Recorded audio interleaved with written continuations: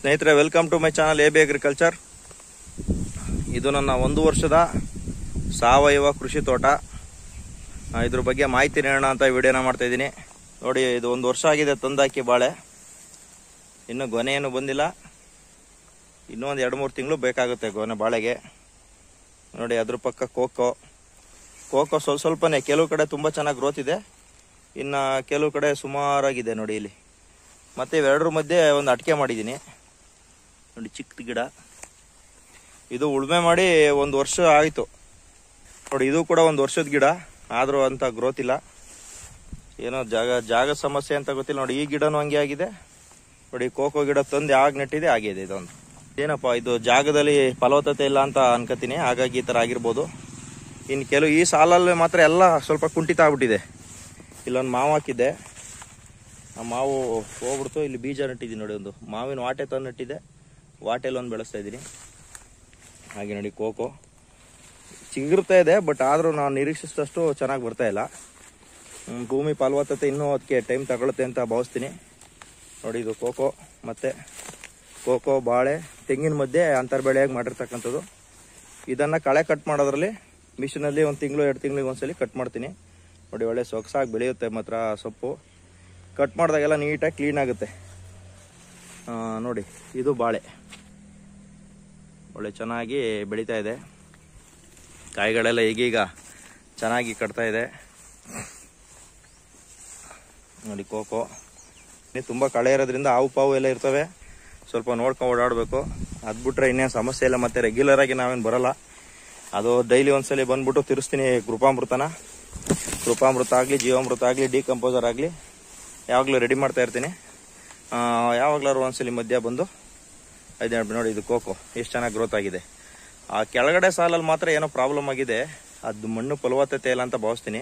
ನೋಡಿ, ಇದೆಲ್ಲ ತುಂಬ ಚೆನ್ನಾಗಿ ಬರ್ತಾ ಇದೆ. ಕೋಕೋ ಆಗಲಿ, ನೋಡಿ ಇದು ಮಾವು ನೋಡಿ ತುಂಬ ಲಾಸ್ಟ್ ಟೈಮ್ಗಿಂತ ಡಬಲ್ ಗ್ರೋತ್ ಆಗಿದೆ. ಬಾಳೆನೂ ಆಗಿರ್ಬೋದು, ಬಾಳೆನೂ ಚೆನ್ನಾಗಿದೆ. ನೋಡಿ, ಇದು ಒಳ್ಳೆ ಸಕ್ಕತ್ತಾಗಿ ಬಂದಿದೆ. ಇದು ಬಾಳೆ ನ್ಯಾಚುರಲ್ ಆಗಿ ಚೆನ್ನಾಗಿ ಬರ್ತದೆ, ಏನು ಅಂತ ಸಮಸ್ಯೆ ಇಲ್ಲ. ಅಂದರೆ ನಾವೆಲ್ಲನೂ ಒಂದೇ ಥರ ಬರುತ್ತೆ ಅಂತ ನಿರೀಕ್ಷೆ ಇಟ್ಕೋಬಾರ್ದು. ಸ್ವಲ್ಪ ಟೈಮ್ ತಗೊಂಡ್ರೆ ಎಲ್ಲ ಚೆನ್ನಾಗುತ್ತೆ. ಕೋಕೋ ಆಗಿರಲಿ, ಇನ್ನೊಂದಾಗಿರಲಿ, ಪ್ರತಿಯೊಂದು ಕಳೆ ಮಾತ್ರ ಅದ್ಭುತವಾಗಿ ಬೆಳೀತದೆ. ಗೊಬ್ಬರ ಎಲ್ಲನೂ ಬೆಂಚೂರಲ್ಲಿ ಎಲ್ಲನೂ ಕೊಡೋದ್ರಿಂದ ಗಿಡಗಳಿಗೆ ಎಷ್ಟು ಬೀಳುತ್ತೋ ಕಳೆಗಳಿಗೂ ಅಷ್ಟೇ ಬೀಳುತ್ತಲ್ಲ, ಹಾಗಾಗಿ ಚೆನ್ನಾಗಿ ಗಿಡಗಳೆಲ್ಲ ಬೆಳೆಯುತ್ತೆ. ಇದೆಲ್ಲ ಕಟ್ ಮಾಡಿದರೆ ಇಲ್ಲೇ ಇದಾಗ್ಬಿಡ್ತದೆ. ನೋಡಿ, ಮೆಣಸಿನ ಗಿಡ 1 ವರ್ಷ ಆಯಿತು ತಂದಟ್ಟು. 1 ವರ್ಷದಿಂದ ಸ್ವಲ್ಪ ಫಲ ಬಿಡ್ತಾನೆ ಇದೆ, ಮುಂದೆ ಹಾಳಾಗಿ ಹೋಗಿಲ್ಲ. ಅದೇ ಕೆಮಿಕಲಲ್ಲಿ ಮಾಡಿದರೆ ಅಷ್ಟೊತ್ತಿಗೆ ಮುಗ್ದೋಗಿರೋದು ಆಯಸ್ಸು. ಜಾಸ್ತಿ ಫಲ ಇಲ್ಲ, ಆದ್ರೂ ಸ್ವಲ್ಪ ಬಿಡ್ತಾನೆ ಇರುತ್ತೆ. ಮನೆಗಂತೂ ಆಗುತ್ತೆ. ನೋಡಿ, ಇದು ಬಾಳೆ. ಅದೇ ಕೋಕೋ, ಮಾವು, ಬಾಳೆ ಈ ಥರ ಅಂತರ್ ಬೆಳೆಗಳನ್ನ ಮಾಡಿದ್ದೀನಿ. ನೋಡಿ, ಇದು ಸಂಪೂರ್ಣ ಸತ್ತೋದಂಗೆ ಆಗ್ಬಿಟ್ಟಿತ್ತು ಕೋಕೋ. ಇವಾಗ ಚಿಗುರು ಬರ್ತಾ ಇದೆ. ಏನೋ ಅದು ಹುಳ ತಿನ್ಕೊಬಿಟ್ಟಿತ್ತು. ಅದನ್ನ ನಾವೇನು ಹುಳುಗಳಿಗೆ ಕಂಟ್ರೋಲ್ ಮಾಡ್ತಾ ಇಲ್ಲ, ಆದ್ರೆ ಆಗ್ಬೋದು. ಇಲ್ಲಿ ನೋಡಿ, ಹಸು ಕಟ್ಟಾಕಿದೆ ನಮ್ಮ ಮಲೆನಾಡು ಗಿಡ್ಡನ. ಇಷ್ಟಾಗಲೇ ಎಲ್ಲ ತಿಂದಾಕ್ಬಿಟ್ಟಿದೆ. ಅದು ಮಲೆನಾಡು ಗಿಡ್ಡ ಕಟ್ಟಾಕ್ಬಿಟ್ರೆ ಒಂದು ಸಮಸ್ಯೆ ಏನಪ್ಪ ಅಂದರೆ, ಅದು ಎಲ್ಲ ನಮ್ಮದು ಅದ್ರೊಳಗಿರ್ತಕ್ಕಂಥ ಕಾಯಿಗಳನ್ನೂ ತಿಂದ್ಬಿಡ್ತದೆ, ಅದ್ರೊಳಗಿರ್ತಕ್ಕಂಥ ಗಿಡಗಳನ್ನೂ ತಿಂದ್ಬಿಡ್ತದೆ. ನೋಡಿ, ಇದು ತೊಗರಿ ಗಿಡ ಎಲ್ಲ ಹಾಕಿದ್ದೀನಿ. ಇದ್ರ ಮಧ್ಯೆ ಹಸು ಕಟ್ಟಾಕಿದ್ರೆ ಎಲ್ಲ ತಿಂದ್ಬಿಡ್ತದೆ, ಅದೊಂದು ಸಮಸ್ಯೆ ಅದ್ರದ್ದು. ನೋಡಿ, ಬಾಳೆ ಮತ್ತು ತೊಗರಿ ಒಂದು ಮಧ್ಯ, ಅದ್ರ ಮಧ್ಯೆ ಒಂದು ಕೋಕೋ, ಮತ್ತು ಒಂದು ತೊಗರಿ, ಬಾಳೆ, ತೆಂಗು ಮಧ್ಯೆ ಮಾವು. ನೋಡಿ, ಇದು ಮಾವು ತಂದಟ್ಟಾಗಿ ಆಗಿತ್ತು, ಸ್ವಲ್ಪ ಚಿಗುರಿದೆ ಅಷ್ಟೇ, ಹಾಗೆ ನಿಂತ್ಬಿಟ್ಟಿದೆ. ಹೌದು, ಏನು ಸಮಸ್ಯೆ ನೋಡಿ, ಇಲ್ಲಿ ಇರುವೆಗಳು ಬೆಲ್ಲ ಜಾಸ್ತಿ ಹಾಕ್ತೀವಲ್ಲ, ಹಾಗಾಗಿ ಬುಡ ಎಲ್ಲ ಕೊರೆದಾಕ್ಬಿಟ್ಟೈತೆ. ಇದಕ್ಕೆ ಏನು ಮಾಡ್ಬೇಕಪ್ಪ, ಈಗ ಏನು ಮಾಡೋದು ಅಂತ ಗೊತ್ತಾಯ್ತಾ ಇಲ್ಲ. ನಾನು ಲಾಸ್ಟ್ ಟೈಮ್ ಇದ್ರೊಳಕ್ಕೆಲ್ಲ ಮಣ್ಣು ತುಂಬಿದ್ರು ಅದು ಬಗ್ದಾಕ್ಬಿಡ್ತದಲ್ಲ, ಬೇರಿಗೆ ತೊಂದರೆ ಆಗುತ್ತೆ, ಹಾಗಾಗಿ ಗಿಡದ್ದು ಗ್ರೋತ್ ಆಯ್ತಾ ಇಲ್ಲ. ಅದೊಂದು ಸಮಸ್ಯೆ. ಅದಕ್ಕೇನಾದ್ರು ಕೆಮಿಕಲ್ ಹಾಕಬೇಕು, ಹಾಕಕ್ಕೆ ಮನಸ್ಸಿಲ್ಲ, ಹಾಗಾಗಿ ಹಂಗೆ ಬಿಟ್ಬಿಟ್ಟಿದ್ದೀನಿ. ನೋಡಿ, ಇದು ಬಾಳೆ ಗ್ರೋತು ಇಲ್ಲ, ಸುಮಾರಾಗಿ ಬೆಳೆದ್ಬಿಟ್ಟು ಹಂಗೆ ನಿಂತಿದೆ. ಫಲವತ್ತತೆ ಇಲ್ಲ ಭೂಮಿಲಿ. ಈಗ ನಾನು ನೆಕ್ಸ್ಟು ಹಸು ಗೊಬ್ಬರನ ಹೊರಗಡೆಯಿಂದ ಹೊಡೆಸ್ಬಿಟ್ಟು ಹಾಕೋಣ ಅಂತ ಇದ್ದೀನಿ. ಒಂದು ಗಿಡಕ್ಕೆ ಒಂದು 2 ಮಂಕ್ರಿ ಅಷ್ಟು ಹಾಕ್ಸಿದ್ರೆ ಎಷ್ಟೋ ಚೆನ್ನಾಗುತ್ತೆ. ನಾವು ನಟ್ಬಿಟ್ಟು ಅದೇ ಆರ್ಗ್ಯಾನಿಕ್ ಅಂದ್ಬಿಟ್ಟು ಸುಮ್ಮನೆ ಆದರೆ ಅದು ಬರೋಲ್ಲ. ನಾವೊಂದು 4-5 ವರ್ಷ ಶ್ರಮ ಪಡಬೇಕಾಗುತ್ತೆ. ನೋಡಿ, ಇದು ಹೋಗಿತ್ತು ಆ ಗಿಡಕ್ಕೆ, ಆ ಜಾಗಕ್ಕೆ ತಂದಿಟ್ಟಿದೆ. ಹಾಗಾಗಿ ಚೆನ್ನಾಗಿ ಬರ್ತಾಯಿದೆ. ಏನು ತೊಂದರೆ ಇಲ್ಲ, ಬರೋದೇ ಇಲ್ಲ ಅಂತ ಏನಿಲ್ಲ. ಹಂಗಂತ ನಾವು ನೆಗ್ಲೆಕ್ಟ್ ಕೂಡ ಮಾಡೋಂಗಿಲ್ಲ. ಸ್ವಲ್ಪ ನಿಧಾನ ಅನ್ನೋದು ಬಿಟ್ರೆ ಇನ್ನೇನು ಸಮಸ್ಯೆ ಇಲ್ಲ. ಕೆಲವೊಂದು ಸೊಕ್ಕತ್ತು ಚೆನ್ನಾಗಿ ಬೆಳೆದಿದೆ ನೋಡಿ. ಕಂದೆಲ್ಲ ಎಷ್ಟು ದಪ್ಪಾಗಿದೆ ನೋಡಿ. ಇದು ಬಾಟಮ್ ಎಲ್ಲ ಬಾಳೆ ಇದು ಹಲಸಿನ ಮರದ ಕೆಳಗಡೆ ಇರ್ತಕ್ಕಂಥ ಬಾಳೆ ಇದು ನೋಡಿ. ಹಲಸಿನ ಮರ ಇದು ಚೆನ್ನಾಗಿ ಈ ವರ್ಷ ಒಳ್ಳೆ ಹಣ್ಬಿಟ್ಟಿದೆ. ನಾವು ಕುಯ್ಕೊಂಡು ತಿಂತಾಯಿದ್ದೀವಿ. ತಿನ್ನಂಗೆ ಬಿಡ್ತಾನೆ ಇರುತ್ತೆ. ಅದೊಂದು ಖುಷಿ. ಇಲ್ಲಿ ಬಂದಾಗ ಹಣ್ಣು ಸಿಗುತ್ತೆ ನಮಗೆ. ಘಮ ಅಂದಾಗ ಅದು ಕಿಡಿಕತ್ತೀವಿ, ತಿಂತೀವಿ. ಒಳ್ಳೆ ಉತ್ತಮವಾದ ಹಣ್ಣು, ಆರೋಗ್ಯಕ್ಕೂ ಒಳ್ಳೆಯದು ನೋಡಿ. ಇದು ಕಾಳೆನ ಕಟ್ ಮಾಡಬೇಕಾದ್ರೆ ಮಿಷಿನಲ್ಲಿ ಇದ್ದು ಸೇರಿಸಿ ಗೊತ್ತಾಗ್ದಲ್ಲೇ ಕಟ್ ಮಾಡಿಬಿಟ್ಟೆ. ಈಗ ಚಿಗುರಿದೆ. ಮತ್ತು ನೋಡಿ ತಗರಿ ಗಿಡ ಈಗ ನಟ್ಟಿದೆ, ಸ್ವಲ್ಪ ಚೆನ್ನಾಗಿ ಬರ್ತಾಯಿದೆ. ಒಂದು ತಿಂಗಳು ಕಳೆದ್ರೆ ಎಲ್ಲ ದೊಡ್ಡದಾಗ್ಬಿಡ್ತದೆ. ಇದೇ ಸ್ನೇಹಿತರೆ, ಇನ್ನು ಇದೇ ಥರ ಎಲ್ಲ ಕಡೆ ತೋಟನೂ ಇದೇ ಥರ ಇದೆ. ಕೆಲವೊಂದೊಂದು ಚೆನ್ನಾಗಿ ಚಿಗುರು ಬರ್ತಾಯಿದೆ ನೋಡಿ. ಇದೆಲ್ಲ ಸ್ವಲ್ಪ ಬ್ರಾಂಚಸ್ಗಳು ಬರ್ತಾಯಿದೆ.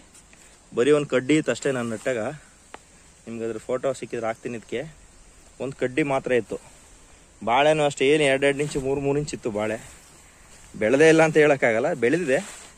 ಅಂದರೆ ನಾವು ಇನ್ನೂ ಜಾಸ್ತಿ ನಿರೀಕ್ಷೆ ಮಾಡ್ತೀವಲ್ವ, ಅಷ್ಟು ನೋಡಿ. ಇದೊಂದು ಕೋಕೋ ನೋಡಿ, ಫುಲ್ಲು ಒಳ್ಳೆ ಸಕ್ಕತ್ತಾಗಿ ಬಂದ್ಬಿಟ್ಟಿದೆ.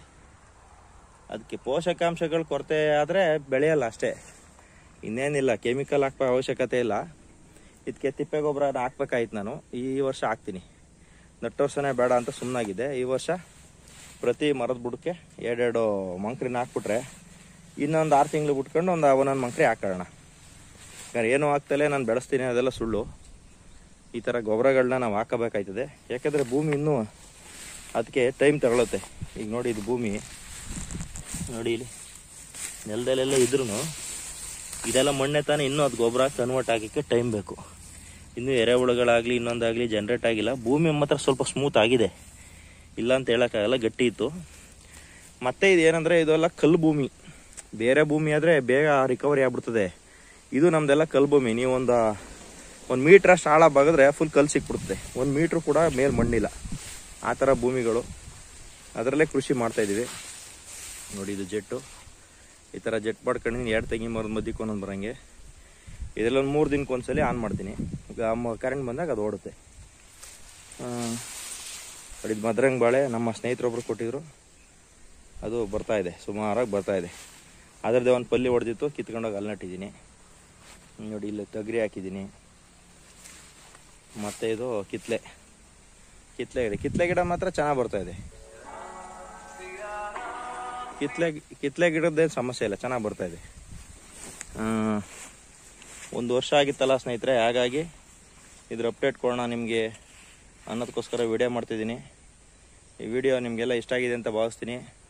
ಮತ್ತು ಇದ್ರ ಬಗ್ಗೆ ನಿಮ್ಗೆ ಏನಾದ್ರು ಮಾಹಿತಿ ಬೇಕಾದರೆ ದಯಮಾಡಿ ನಮ್ಮ ಕಾಮೆಂಟ್ ಬಾಕ್ಸಲ್ಲಿ ತಿಳಿಸಿ, ನಿಮಗೆ ಉತ್ತರ ಕೊಡ್ತೀನಿ ಅಂತ ಹೇಳ್ತಾ ಈ ವಿಡಿಯೋ ನೋಡಿದ ನಿಮಗೆಲ್ಲ ಧನ್ಯವಾದಗಳು.